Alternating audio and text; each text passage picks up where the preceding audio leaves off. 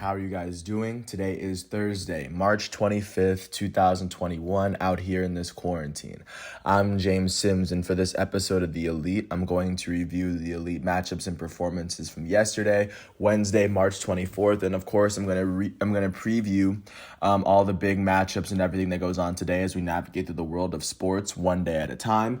Of course, with the NFL no longer in season after the Buccaneers won the last Super Bowl and the MLB season starting up next week, I'm going to get started in the NBA and then jump really quickly into the March Madness bracket for the women. And with that said, starting with the first primetime game from last night, the Milwaukee Bucks, the third best team in the Eastern Conference, hosted the Boston Celtics. And in this matchup, this game will come all the way down to the end with the Milwaukee Bucks coming out on top, 121-119 to knock the Celtics off. After the Celtics came in down by 14, they outscored the Bucks by 12 in the fourth quarter. They had a chance to win the game with Daniel Tice, but Daniel Tice would miss at the very end.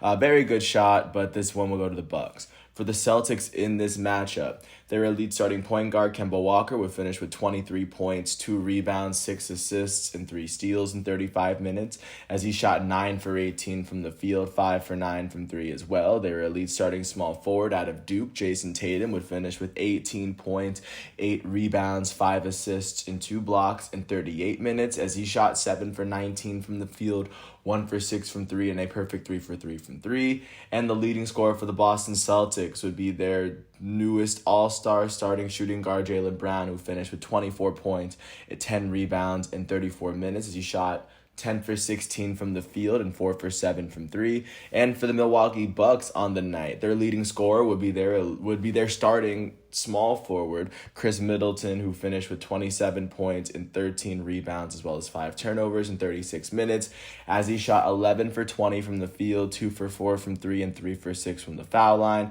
And alongside him, their elite reigning back-to-back MVP, elite power forward, reigning defensive player of the year, all-star game MVP, all that, Giannis Antetokounmpo would finish with 13 points, 8 rebounds, and 7 assists alongside 5 turnovers in 33 minutes as he shot 4 for 11 from the field, 1 for 3 from 3, and 4 for 7 from 3. And off the bench, their center, Bobby Portis, would finish with 21 points in 17 minutes, shooting 7 for 10 from the field, 4 for 6 from 3, and a perfect 3 for 3 from the line. With this win, the Milwaukee Bucks are now 29-14. Win percentage-wise, that is the second best record in the Eastern Conference, as they have now won their last 8 games. That is the best streak in the entire NBA, now that the Hawks streak has been snapped.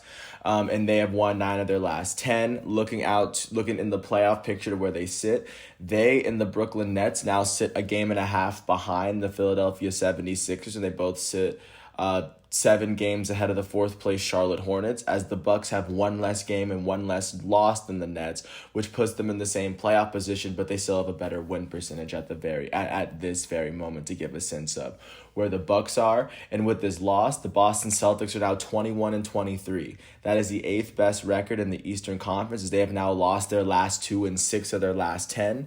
In the playoff picture, they sit 1 game behind the 5th place Miami Heat, the 6th place New York Knicks, and the 7th place Atlanta Hawks. They all have a 22-2 record. The Celtics sitting just a game behind them, and they are also sitting half a game ahead of the 9th place Indiana Pacers, who are just on the outside looking in, to give a sense of where the Celtics are, as the Celtics sit a whole 10 games behind the first place Sixers out east. Jumping over to Salt Lake City for the other primetime matchup, the Utah Jazz, the current holders going into this game, the holders of the NBA's best record, would host the Brooklyn Nets. And in this matchup, the Utah Jazz would beat the Nets 118-88. They went on to outscore Brooklyn by 21 in the first quarter, 25 for the entire first half. They virtually carried that momentum through the end of the game and pick up their 32nd win of the season. For the Brooklyn Nets in this matchup, their leading scorer would come off the bench as their power forward, Alize Johnson, or sorry if I butchered the name. He would finish with 23 points in 33 minutes, as he also added 15 rebounds and 2 steals. He shot 11 for 15 from the field, and he made his only foul shot of the night, as none of Brooklyn's big 3 would end up playing, and neither would Blake Griffin. Blake Griffin was out with a left knee injury, and Harden was out with a neck injury.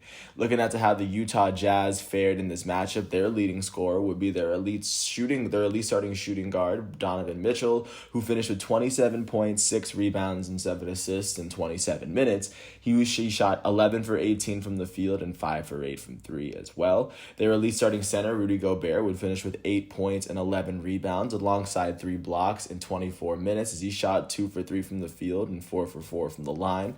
And with this win, the Utah Jazz are now 32-11. That is the best record in the Western Conference and for the NBA. For that matter, they've now won their last 3 games and 6 of their last 10.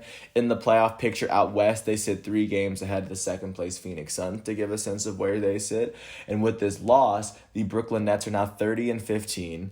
They have the second best record in the Eastern Conference, or they have the third best record in the Eastern Conference win percentage wise, as they have still won 8 of their last 10 despite this loss. In the playoff picture, they are sitting right alongside the Milwaukee Bucks. The Nets have 1 more win and 1 more loss, which puts them about even in the playoff race.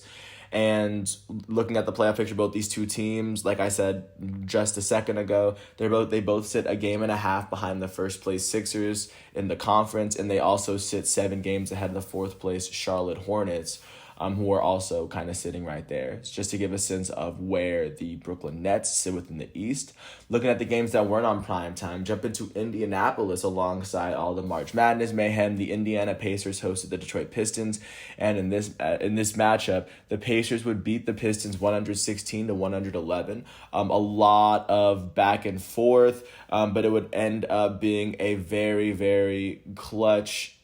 It would just be a lot of just like clutch basketball play from Indiana that would actually get them their win over Detroit, pick up their 20th of the season, and jump right back into the playoff push. And Karis LeVert did happen to have one of the biggest shots of his life.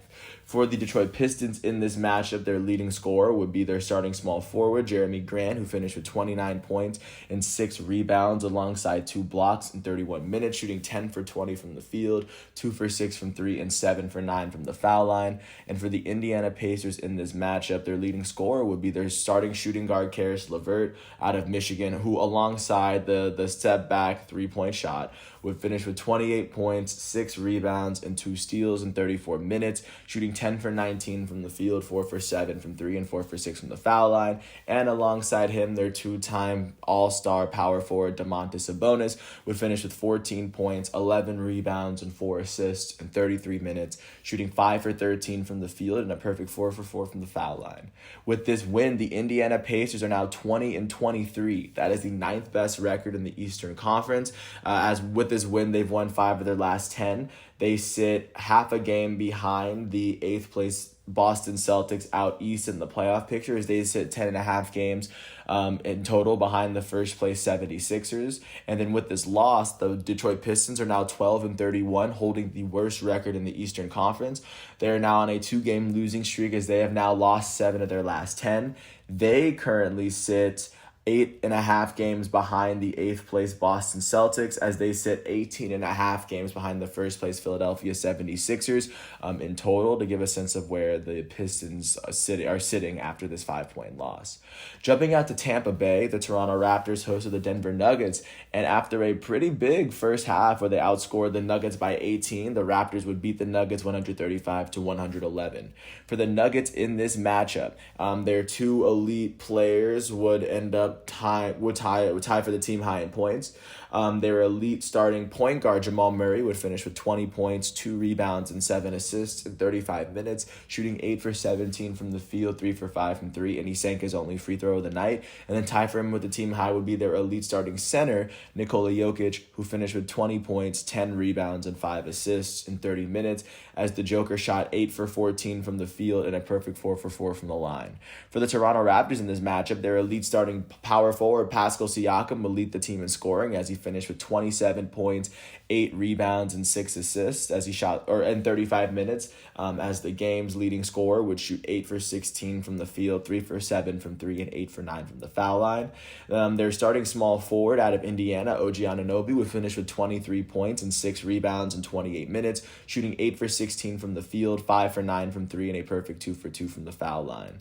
And then also their starting small forward, Norman Powell, would finish with 22 points in 25 minutes, shooting 8 for 12 from the field, 3 for 4 from 3 and a perfect, or not a perfect, and also 3 from 4 from the foul line.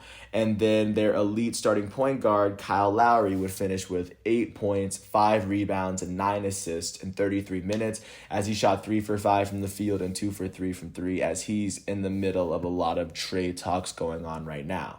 With this win, the Toronto and now temporarily Tampa Bay Raptors are now 18-26. Looking out east, that is the 5th worst record in the Eastern Conference. Even though they've lost 9 of their last 10, even though they've won this last game, they've lost 9 of their last 10.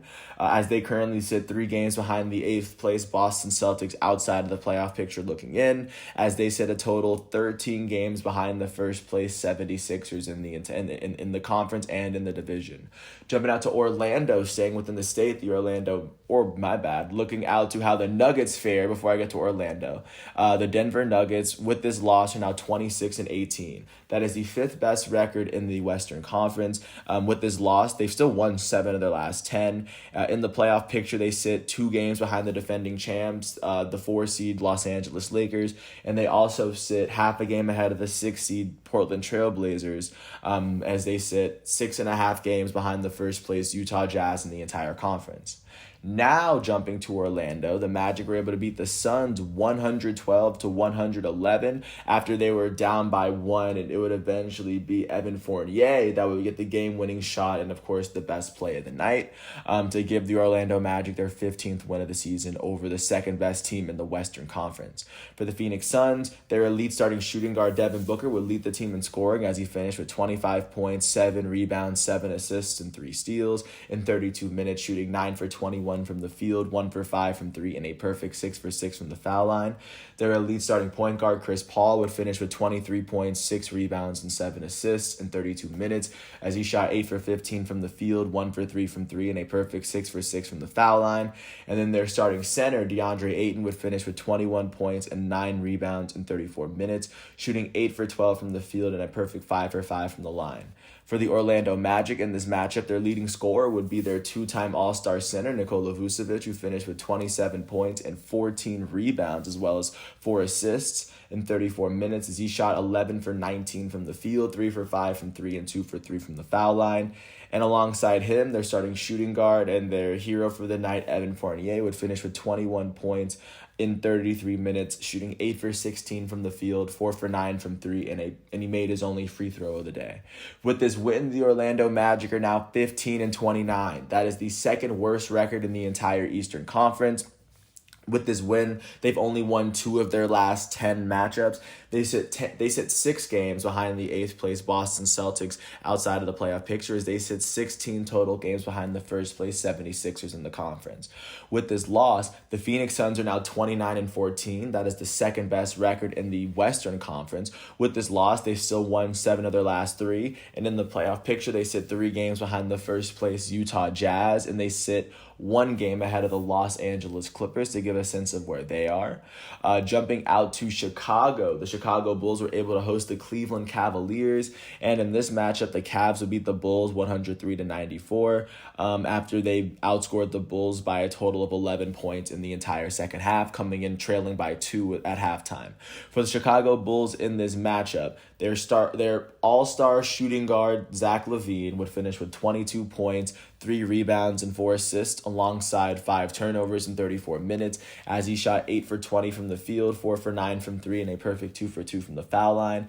And for the Cleveland Cavaliers in this matchup, their leading scorer would be their starting point guard out of Vanderbilt, Darius Garland, who finished with 22 points, and 9 assists in 37 minutes as he shot 8 for 20 from the field, 4 for 6 from 3, and a perfect 2 for 2 from the foul line. With this win, the Cleveland Cavaliers are now 17-27. That is the 4th worst record in the entire Eastern Conference. With this win, they've won 4 of their last 10. They now sit 4 games behind the 8th place Boston Celtics outside of the playoff picture, as they sit 14 total games behind the first place 76ers.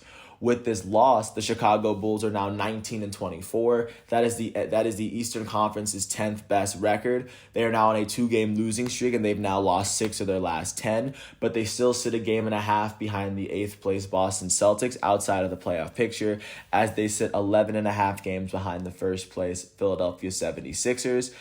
Jumping out to Houston, the Houston Rockets hosted the Charlotte Hornets, and in this matchup, the Hornets would end up outscoring the Rockets by 22 points to win the game by 25, winning this game 122-97 to give the Rockets what would be their, I believe, 20th or their 19th loss in their last 20 games, right? Well, I think it's their 19th loss in their last one, but it was a long losing streak, and right now they very well could as well start a whole new losing streak. For the Rockets in this matchup, though, their leading scorer would be their elite starting point guard, John Wall, out of Kentucky, who finished with 20 points, 2 rebounds, and 7 assists in 29 minutes, shooting 6 for 10 from the field, 3 for 8 from 3, and 5 for 6 from the foul line. And then for the Charlotte Hornets in this matchup, their leading scorer would be their starting shooting guard, Scary's Harry Rozier, who finished with 25 points in 30 minutes, shooting 9 for 14 from the field, 4 for 8 from 3, and a perfect 3 for 3 from the foul line. And alongside him, their starting point guard, Devontae Graham, their LaMelo Ball's replacement, or I guess the starting point guard now that LaMelo Ball's not playing the rest of the season. Devontae Graham would finish with 21 points in 26 minutes, shooting 7 for 10 from the field, 6 for 9 from 3, and sinking his only free throw of the night. With this win, the Charlotte Hornets are now 22-21. That is the 4th best record in the Eastern Conference, as they are now on a 2-game winning streak. They've won 6 of their last 10. In the playoff picture, they sit 7 games behind the 2nd place Milwaukee Bucks and the 3rd place Brooklyn Nets, and they also sit half a game ahead of the 5th place Miami Heat, the 6th place New York Knicks, and the 7th place Atlanta Hawks, all of which are sitting at about 500 right now. With this loss, and also just looking at where they sit, the Hornets are 8.5 games behind the Sixers in the conference. And looking at with the Rockets following this loss, they are 12-31. They have the 2nd worst record in the Western Conference. They've won 9 of their last 10. Of course, they've lost 19 of their last 20, I'm pretty sure. And looking out to where they are in the playoff picture, they sit 11 games behind the 8th place San Antonio Spurs out west, as they sit a total of 20 games behind the 1st place Utah Jazz in the conference, to give a sense of where the Rockets stand. Jumping out to Minneapolis, the Minnesota Timberwolves hosted the Dallas Mavericks. In this one, the Mavericks will come out on top 128-108 after outscoring the Timberwolves by 19 points in the second half, coming out of halftime leading by 1. For the Minnesota Timberwolves in this matchup, their leading scorer would be their number 1 overall pick from the 2020 NBA draft, Anthony Edwards out of Georgia, who finished with 29 points and 5 rebounds in 37 minutes, shooting 9 for 22 from the field, 3 for 12 from 3, and 8 for 9 from the foul line. And then their elite starting center, Karl Anthony Towns, would finish with 22 points, 5 rebounds, and 6 assists in 34 minutes, shooting 8 for 20 from the field, 4 for 9 from 3, and a perfect 2 for 2 from the foul line. And then for the Dallas Mavericks in this matchup, their leading scorer would be their starting center, Kristaps Porzingis, who finished with 29 points and 9 rebounds, as well as 2 blocks in 29 minutes, shooting 11 for 23 from the field, 3 for 9 from 3, and a perfect 4 for 4 from the line. Off the bench, their small forward, Tim Hardaway Jr. out of Michigan, would finish with 21 points in 27 minutes, shooting 7 for 17 from the field, 5 for 9 from 3, and 2 for 4 from the foul line. And then their elite starting point guard, Luka Doncic, would finish with 15 points, 4 rebounds, and 4 assists in 27 minutes, as he went on to shoot 6 for 16 from the field, 2 for 9 from 3, and 1 for 2 from the free throw line. Nonetheless, the Mavericks will pull off their 23rd win of the season. They are now 23-19. That is the 7th best record in the Western Conference. They are now on a 2-game winning streak, as they have won 7 of their last 10. In the playoff picture, they sit a game and a half behind the 6th place Portland Trailblazers, and they sit half a game ahead of the 8th place San Antonio Spurs. Overall, they sit 8.5 games behind the 1st place Utah Jazz in the conference. With this loss, the Minnesota Timberwolves are now 10-34. They are the NBA's current holders of the worst record, as they have lost their last 3 games. They've lost 7 of their last 10. They currently are sitting 13.5 games behind the 8th place San Antonio Spurs, as they sit 22.5 games behind the 1st place Utah Jazz as a whole, just to give a sense of where the Timberwolves stand. And then jumping out to Oklahoma City, The Oklahoma City Thunder hosted the Memphis Grizzlies, and in this matchup, the Grizzlies would beat the Thunder pretty convincingly, 116-107. The difference was the third quarter where they outscored the Thunder 33-20, which would give them their 21st win of the season. For the Thunder, their leading scorer will come off the bench as their center Moses Brown would finish with 19 points, 12 rebounds, 2 steals, and 3 blocks in 31 minutes, as he went on to shoot 7 for 9 from the field and 5 for 9 from the foul line. And then for the Memphis Grizzlies in this matchup, their leading scorer will be their starting small forward out of Oregon, Dillon Brooks, who finished with 25 points in 28 minutes, shooting 8 for 13 from the field, 1 for 3 from 3, and 8 for 9 from the foul line. Alongside him, their starting shooting guard Grayson Allen out of Duke would finish with 20 points and 5 rebounds in 26 minutes, shooting 8 for 14 from the field and 4 for 9 from 3. And then their elite starting point guard, Ja Morant, would finish with 11 points, 5 rebounds, 7 assists, 2 steals, and 2 blocks in 31 minutes. As Morant, last year's the 2020 NBA Rookie of the Year, would finish shooting 5 for 14 from the field and 1 for 4 from 3.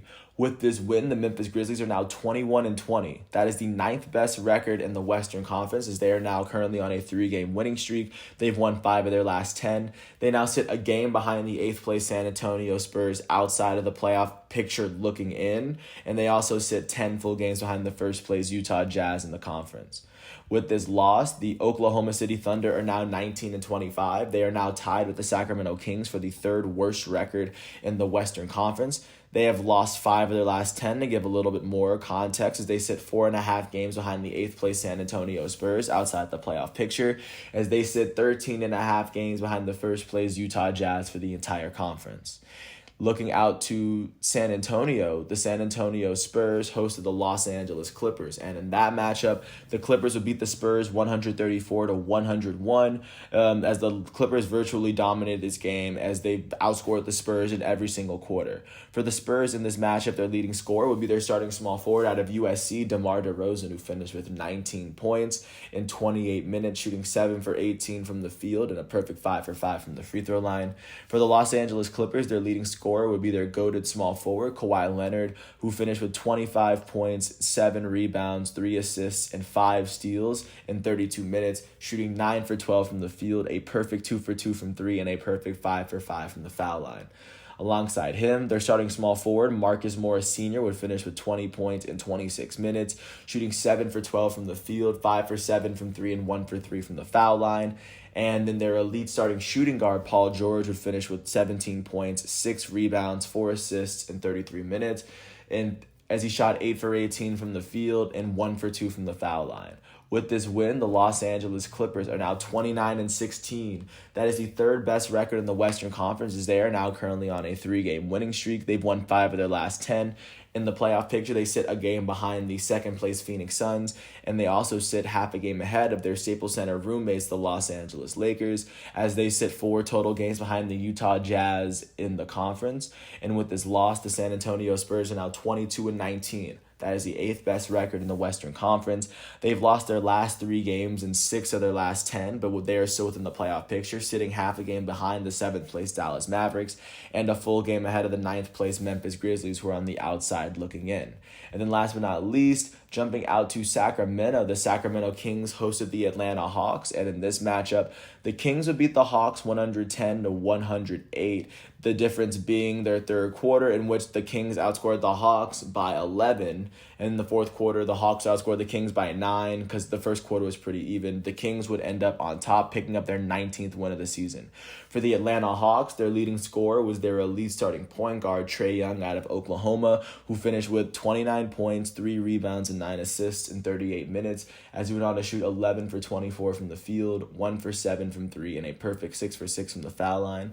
Their starting center, Clint Capella, would finish with 25 points and 17 rebounds in 31 minutes, shooting 10 for 12 from the field and 5 for 8 from the foul line. And then off the bench, their shooting guard, Bogdan Bogdanovic, would finish with 20 points and 2 steals against his former team in 32 minutes, shooting 7 for 11 from the field, 4 for 6 from 3, and a perfect 2 for 2 from the foul line.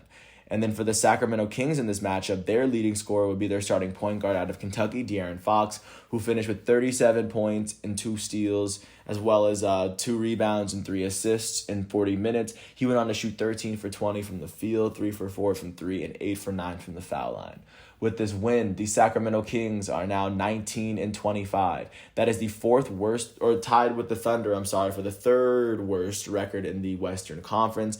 They have won 5 of their last 10, even though they've lost they've won their last 2 games. They've won 6 of their last 10. I was reading the Thunder by mistake. But with this, the Kings are now sitting 3.5 games or 4.5 games behind the 8th place San Antonio Spurs. Outside the playoff picture, as they sit 13.5 games behind the first place Utah Jazz in the conference. And with this loss, the Atlanta Hawks are now 22-22, which ties them with the Heat and the Knicks for the 5th best record in the Eastern Conference. They are currently on a 2-game losing streak. Those are the only 2 losses in their last 10 games. And within the playoff picture, the Hawks, along with the Heat and the Knicks, now sit half a game behind the 4th place Charlotte Hornets, and they now sit a full game ahead of the 8th place Boston Celtics, to give a sense of where they sit, as the Hawks sit 9 full games behind the 1st place Philadelphia 76ers in the conference.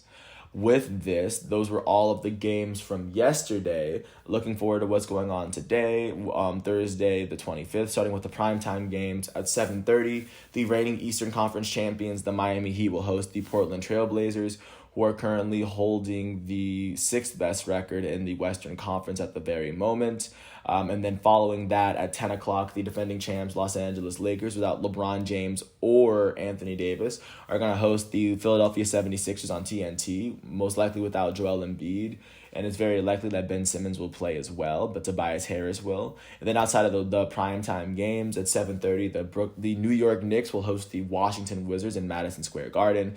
At 8:30, the San Antonio Spurs will host the Los Angeles Clippers. And then at 10 o'clock, the Sacramento Kings will host the Golden State Warriors. Not much traveling for Golden State in that instance, but that's what basketball is looking like, especially today, with the men's tournament of March Madness waiting until Friday. The second round for the second round for the women was just finished yesterday because they had 3 games. They had 3 days of matchups, and looking out to how they fared, starting off with the 2-7 matchup in the Hemisphere region. Maryland was able to beat Alabama 100-64, incredibly convincingly, led by Angel Reese's 19 points.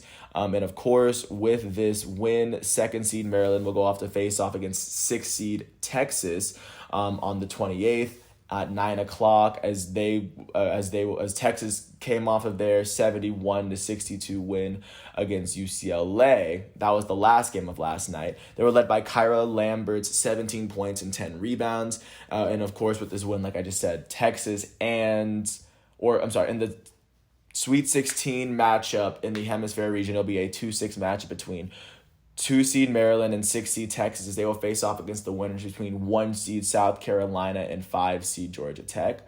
Looking out to how the rest of the games fared. Jumping out to the Alamo region, 6-seed Oregon was able to beat 3-seed Georgia 57-50 behind Sedona Prince's 22 points. With this win, 6-seed Oregon will go on to the next round, where they will go on and face off against 2-seed Louisville, following Louisville's 62-53 win over Oregon. And so that game actually would have that happened yesterday, and this would be led by Olivia Cochran's 13 points and 15 rebounds. And this Sweet 16 matchup will take place on the 28th at 7 o'clock Eastern Standard Time, just to give a sense of what's going on there. Jumping out staying within the same region, to the 5-13 matchup, Missouri State, the 5 seed, was able to beat Wright State, the 13 seed. The score was 64-39, as Missouri State was led by their guard, Elle Ruffridge's 20 points. With this win, 5th-ranked Missouri State will go on to face off against 1st seed Stanford on the 28th at 3 o'clock, as Stanford came off of their win against Stanford came off their win against 8th seed Oklahoma State earlier. So that's going to be a matchup to look forward to as the Hemisphere Sweet 16 or as the Alamo Region Sweet 16 matchups have been set up. Jumping out to the Mercado region to the 4-12 matchup, 4-seed Indiana was able to beat 12-seed Belmont 70-48 behind Grace Berger's 17 points. And of course, with this win, 4-seed Indiana will go on to face off against 1st-seed NC State after NC State was able to beat South Florida not that long ago. That matchup will be on the 27th. That will be at 6 o'clock. And then carrying on, jumping to the Mercado region, 30-seed Arizona was able to beat 11-seed BYU, led by Ari McDonald's 17 points and 11 rebounds. With this win, 3rd-seed Arizona will advance to the Sweet 16 to face off against 2-seed Texas A&M, as 2-seed Texas A&M was able to knock off 7-seed Iowa State by 2 points, winning 84-82 in overtime, led by their guard Jordan Nixon, who had 35 points. That matchup for the Sweet 16 will take place on the 27th, and of course I will have a piece after this previewing the women's Sweet 16. But that was everything that was going on with college basketball yesterday. They will pick up on Saturday the 27th, and on the 27th I will go through how those games will be lined up. And then last but not least, jumping or staying within the arena, and it's not last or least, but jumping to the ice to get a sense of what's going on in the NHL. And of course, knowing that they had to stay within their own divisions. Jumping up to Canada, the Vancouver Canucks hosted the Winnipeg Jets, and the Jets were able to pull off a 5-1 win. Of course, their goalie had a great game. He had 38 saves. It's Hella Buick. Sorry if I butchered the name. He had 38 saves, only allowed 1. But then their center, Adam Kopp, would finish with 4 goals. With 4 of the 5 goals, the Winnipeg Jets would finish with their 20th win of the season. And with this win, they now sit second in the North Division, or they are now tied for the top of the North Division with the Maple Leafs and the Edmonton Oilers, as the Jets have played 1 less game than the Oilers and 1 more game than the Maple Leafs. So, I mean, if you go by that math, then they should be second, but they all have the same amount of points at this stage. And also the Ottawa Senators hosted the Calgary Flames north of the border, as the Senators were able to beat the Flames 3-1 going into the third period, down 1-0. They scored all 3 of their periods in the third quarter to pick up their 12th win of the season. With this win, they still sit at the bottom of the North Division as they trail the first place Toronto Maple Leafs by 15 points in the table despite their 2-game win streak. Jumping out to the Eastern Conference, the Eastern Division, the Pittsburgh Penguins hosted the Buffalo Sabres and were able to pull off a 5-2 win, led by their future Hall of Fame center, Sidney Crosby, who had a goal and assist himself, and their other center, Ashton Reese, would finish with a goal and assist himself. With their 20th win of the season, the Pens now sit third in the East Division as they trail the first place New York Islanders by 4 points in the table as of right now. And then jumping out to the West, not last but not least, the Minnesota Wild were able to beat the Anaheim Ducks 3-2 in the first couple periods, led by their defender Spurgeon, who had 2 goals himself. With this win, the Minnesota Wild are now sitting third in the West Division, trailing the first place Golden Knights by 4 points in the table, even though they played 1 more game than the Golden Knights at this point. And then jumping out to San Jose, the Sharks were able to beat the Kings 4-2 as they scored 2 goals in both the second and third period. Their left winger, Evander Kane, would finish with 2 goals himself, and they picked up their 13th win of the season, which now places them at second to the bottom of the West Division as they trail the first place Las Vegas Golden Knights by 15 points in the table. And with that said, that's everything that went on yesterday. Looking forward to today's matchup, starting with the prime time. At 7 o'clock, the Philadelphia Flyers will host the New York Rangers on ESPN+. At the same time, the Columbus Blue Jackets will host the Carolina Hurricanes on ESPN+. And those are going to be the games that are on prime time. Outside of those, at 7 o'clock, the Boston Bruins will host the East-leading New York Islanders. At 7 o'clock at the same time, the Washington Capitals will host the New Jersey Devils. The Ottawa Senators will host the Toronto Maple Leafs, the north-leading Toronto Maple Leafs. The Pittsburgh Penguins will host the Buffalo Sabres. Those are going to be the 7 o'clock games. At 8 o'clock, the Chicago Blackhawks will host the Florida Panthers. The Nashville Predators will host the Detroit Red Wings. And the Minnesota Wild will host the St. Louis Blues. At 8:30, the Dallas Stars are going to host the Tampa Bay Lightning, who are currently leading the Central. And then at 9 o'clock, the Colorado Avalanche are going to lead the Las Vegas Golden Knights, who are currently the leaders out west, to give a sense of what's going on within hockey. And last but not least, to jump off the continent to get a sense of what's going on with the rest of the world. Right now, the European national teams are playing in qualifiers for the World Cup, and looking at how a lot of these, that's what's going on as of this week. That's why this week has been most national. You've seen most players suiting up for their national teams. And since the tournament is actually coming up, these games definitely matter. Looking at how the elite performers played, jumping out to Belgium. Belgium was able to beat Wales 3-1. Their first goal will come from their lead center attacking mid, Kevin De Bruyne from Man City, who scored in the 22nd minute. And then their second goal will come in the 28th minute from Torgan Hazard from Borussia Dortmund. And then their 73rd goal coming in the penalty from their elite striker, Romelu Lukaku, currently playing for Inter. And this is all after Wales scored the first goal of the game. After being down 1-0, 10 minutes into the game, the Belgium was able to turn it around and beat Wales for a very impressive, for a big win, of course, in the table. And then also jumping out to Turkey. Turkey was able to beat Netherlands 4-2. Their attacker Yilmaz would finish with a hat trick himself. His second being a penalty kick, and all the other ones being legit. And there was another hat trick as Czech Republic faced off against Estonia. And then for the Czech Republic, Souček would finish with 3 goals from the 32nd through the 48th. So, of course, he was having a great run. France faced off against Ukraine, and this game would come to a draw. First goal would be an elite strike from their elite forward, Antoine Griezmann, who plays for Barca. And then the only goal for Ukraine would be an own goal scored by Presnel Kimpembe against France. And with this 1-1 draw, I imagine it probably has consequences, but I think France is still doing what they can to qualify, especially after winning last time. So I'm pretty sure they're fine. Continuing, and those were the big games from yesterday, but looking forward to today, there's a lot more FIFA Club World Cup qualifying matchups at 3:45. England will host San Marino, as of course they feature elite players, such as Harry Kane, Jadon Sancho, etc. Germany will host Iceland, as of course half of their team plays on Bayern. Hungary will host Poland at 3:45 as the world's best player looks to see if he's retaining his form. And then at the same time, Italy will host Northern Ireland, just continuing on. And then Spain will host Greece, Spain being the winners of the 2010 World Cups and one of the best teams in all of Europe right now.